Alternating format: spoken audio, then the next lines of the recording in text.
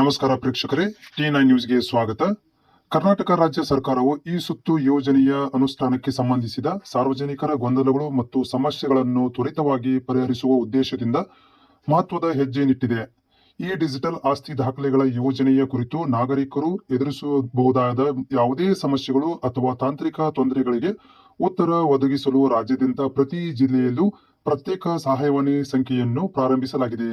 ಈ ಮೂಲಕ ಈ ಸರ್ಕಾರವು ಈ ಸುತ್ತು ಪ್ರಕ್ರಿಯೆಯನ್ನು ಸುಗಮಗೊಳಿಸಲು ಮತ್ತು ಜನರಿಗೆ ಹೆಚ್ಚು ಸುಲಭವಾಗಿ ಲಭ್ಯವಾಗುವಂತೆ ಮಾಡಲು ಬದ್ಧವಾಗಿದೆ.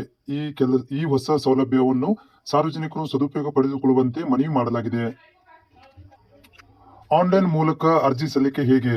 ಯೋಜನೆಯ ಲಾಭ ಪಡೆಯಲು ಮತ್ತು ನಿಮ್ಮ ಆಸ್ತಿ ವಿವರಗಳನ್ನು ಡಿಜಿಟಲ್ ರೂಪದಲ್ಲಿ ಪಡೆಯಲು ಅರ್ಹ ನಾಗರಿಕರು ಅಧಿಕೃತ ವೆಬ್ಸೈಟ್ ಆದ ಈ ಸುತ್ತು ಕರ್ನಾಟಕ ಪೋರ್ಟಲ್ಗೆ ಲಾಗಿನ್ ಆಗಬೇಕು.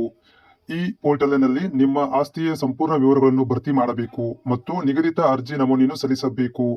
ಈ ಪ್ರಕ್ರಿಯೆಯು ನಿಮ್ಮ ಆಸ್ತಿ ಮಾಲೀಕತ್ವದ ದಾಖಲೆಗಳನ್ನು ದೃಢೀಕರಿಸಲು ಮತ್ತು ಅವುಗಳನ್ನು ಡಿಜಿಟಲೀಕರಣಗೊಳಿಸಲು ನೆರವಾಗುತ್ತದೆ.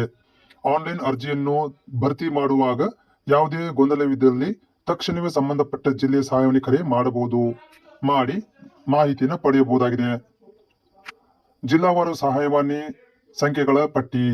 ಈ ಸುತ್ತು ಸಮಸ್ಯೆಯ ನಿವಾರಣೆಗಾಗಿ ಸರ್ಕಾರವು ಒದಗಿಸಿರುವ ಜಿಲ್ಲಾವಾರು ಸಹಾಯವಾಣಿ ಸಂಖ್ಯೆಗಳು ಅಂತಿವೆ.